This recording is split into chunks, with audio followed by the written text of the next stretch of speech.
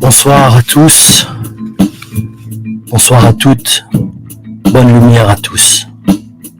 Alors ce soir, j'avais envie de vous parler un peu d'une histoire. Une histoire avec 3 protagonistes qui ont existé dans ma vie. C'est l'histoire d'Ivan, Pierrot et Rebecca. Ivan était un loupard, ce qu'on appelle un dangereux personnage. Il était craint dans le quartier où nous vivions. Il était fort, très fort. Son autorité, il l'exprimait avec ses poings. C'était un peu facile pour lui, car il était plus grand que les autres. À l'âge de 12 ans déjà, il avait 1m80. C'était une vraie force de la nature. Ivan le terrible. Tout le monde avait peur de lui.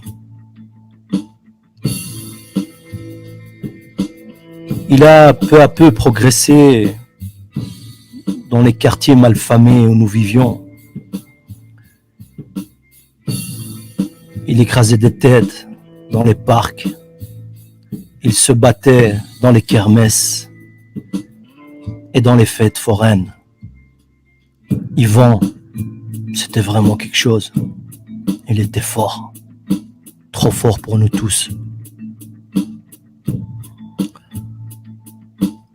Il avait 20 ans. Nous étions que des gamins et nous regardions cette histoire de loin.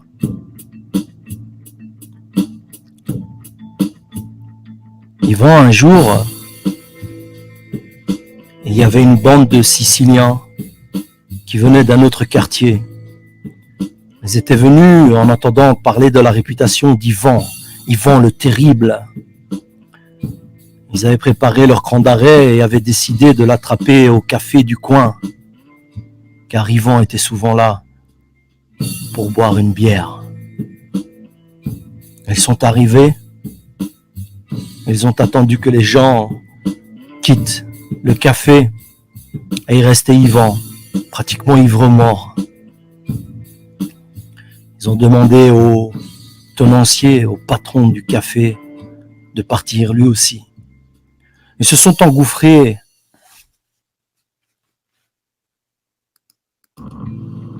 Ils se sont engouffrés dans le café. Il était la fin de soirée, 8h du soir. Ivan les a regardés, ils étaient 5. Sur les 5, il y en avait 2 qui avaient des couteaux, des crans d'arrêt. À l'époque, c'était à la mode. Ivan leur a demandé ce qu'il venait faire. Il lui dit, Ivan le terrible, nous sommes venus te faire la peau. Ivan les a regardés calmement, a pris une chaise derrière lui et a commencé à les fracasser un par un. Un par un, il les a déchiquetés. Ivan le terrible, sa réputation n'était pas minorée. Il y en a un qui s'est approché de lui avec le couteau. Il lui a fracassé le crâne avec un bout de tesson de bouteille. Ensuite, un autre est venu, il lui a raflé la veste qu'il avait. Il l'a pris d'une main et lui a écrasé sur son visage. Il a écrasé son visage sur le coin d'une tête, sur le coin de la porte. Pardon, je suis assez émotif. Ces souvenirs éveillent en moi une émotion assez forte. Nous, on avait entendu parler d'Ivan le terrible en train de se battre avec la bande de Siciliens du quartier du coin. Tout le monde s'est réuni sur la place et on a vu 2 têtes ensanglantées sortir de la porte du café, un autre ramper et le 3e éclaté, sorti et défenestré. C'était un carnage. Yvan le Terrible avait confirmé sa réputation.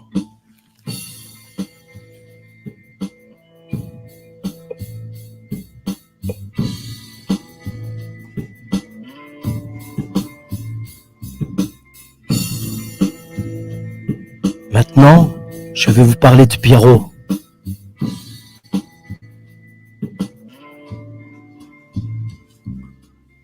Pierrot, c'était Pierrot le petit boxeur. C'était un jeune. À l'époque, c'était un rockabilly. Il jouait de la basse et de la contrebasse aussi. Il faisait beaucoup de jazz. Il n'ennuyait personne. Il avait son style. Un style rocker. Rockabilly plutôt. Il n'ennuyait personne.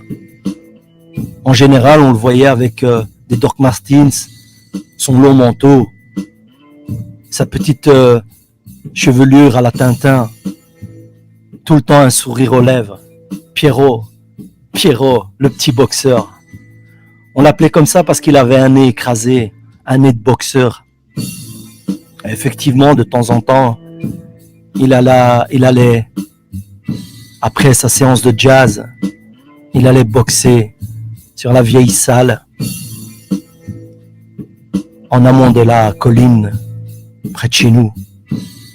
Pierrot, tout le monde l'aimait. Nous aussi, on l'aimait. Pierrot était amoureux d'une femme. Ils avaient 18 ans. Ils étaient heureux, c'était le premier amour. Rebecca. Ah, Rebecca. On a tous fantasmé sur Rebecca. Elle avait une longue chevelure blonde, des yeux bleus, d'un bleu azur. Tout le monde l'aimait, surtout nous les jeunes. On allait près d'elle.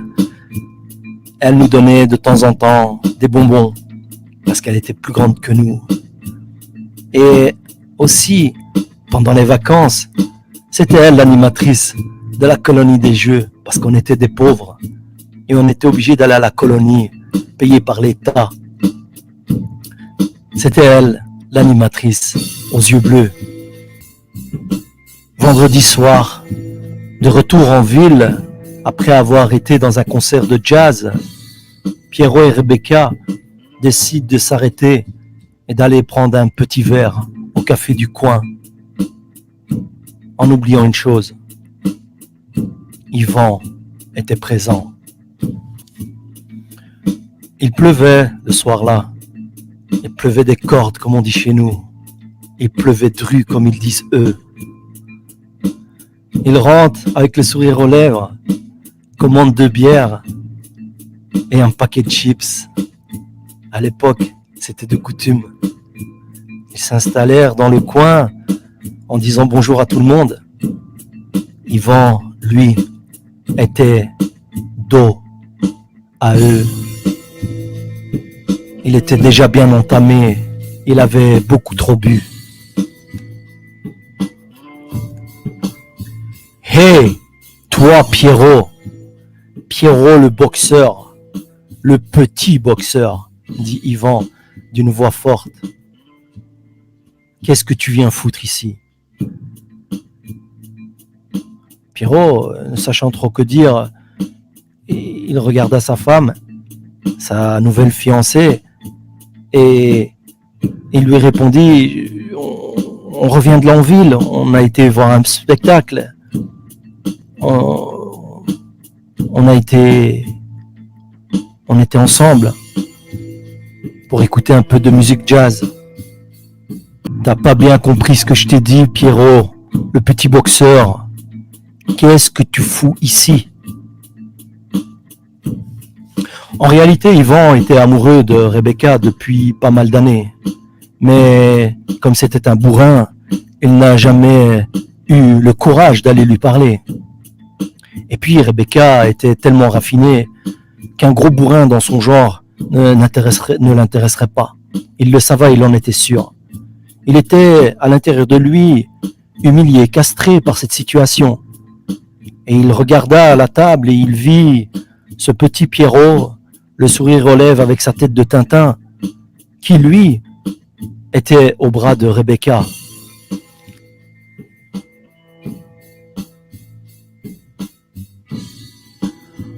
advena ce qui devait advenir.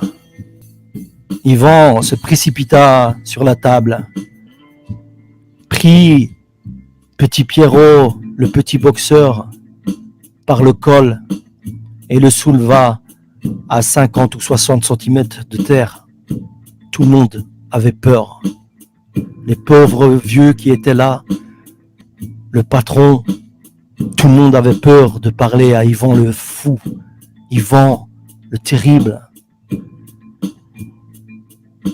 Petit Pierrot, lui, était pratiquement en asphyxie. Il le serrait d'une étreinte de lion, d'ours, je dirais plutôt. Puis il le lâcha. Rebecca cria. Laisse-le tranquille, laisse mon fiancé tranquille. Yvan, tu n'es qu'un monstre. Yvan, tu n'es qu'un monstre. Petit Pierrot était à moitié sonné. Il regarda Rebecca. Rebecca pleurait. Et dans ses yeux, Petit Pierrot vit non pas que de la tristesse, mais il comprit qu'il s'était fait humilier par Yvan le fou, Yvan le terrible. Il regarda Rebecca. Il regarda ce colosse en face de lui et lui dit « On va régler nos comptes maintenant. » Il était à bout. Petit Pierrot, le petit boxeur, avait changé son angle de vue. Il avait compris que s'il ne se battait pas, il allait perdre sa dulcinée. S'il ne prenait pas le courage qu'il était nécessaire de prendre, il allait toute sa vie le regretter. Petit Pierrot, du haut de son 1m70, commença à asséner des coups puissants dans l'abdomen de notre cher monstre Yvan. Yvan commença à reculer. La pression des poings du petit Pierrot était supérieure à ceux de Mike Tyson. Il frappa,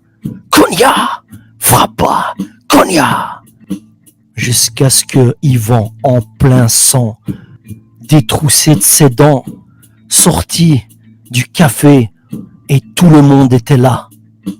Le quartier, la famille des Siciliens, le village et une partie de la ville étaient sur la place pour voir Yvan se faire crasser par Petit Pierrot le boxeur.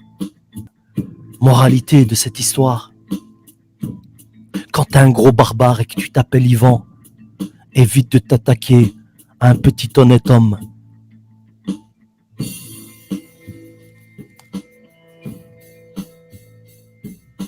Je vous souhaite une bonne soirée et bonne lumière à tous.